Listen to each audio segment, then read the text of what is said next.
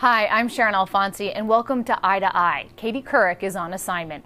CNN's Lou Dobbs doesn't keep his personal views in check when it comes to reporting the news. His hardline opinions on controversial topics, such as illegal immigration, have increased his ratings and angered his critics. But border reform isn't the only issue he's passionate about.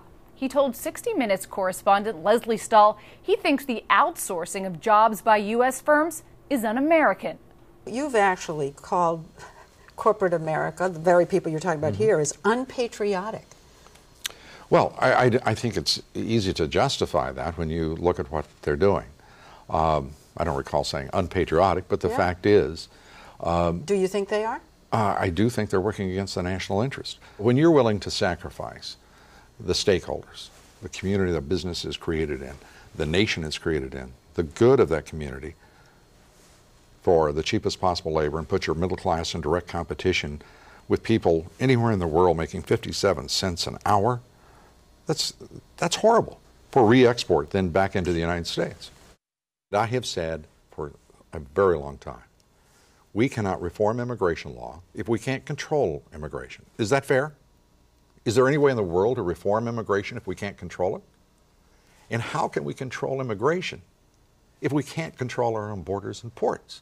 The fascinating thing in all of this debate is that people talk about the United States as if we were a nation that is somehow anti-immigrant. We bring in 1 million legal immigrants every year into this country, as we should. If we want more immigration, let's have a national policy discussion and dialogue. But don't turn it over to corporate interests who are making the decision to exploit cheap labor. I want the borders under our control, and I don't see anything either peculiar about that or unseemly or insensitive. If there is, I don't know what sovereignty means anymore. I don't know what homeland we're securing. I don't know what it means to protect this country.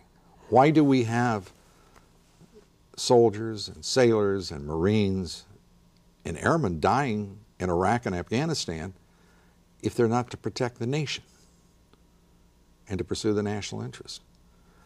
So how far would I go in securing the border?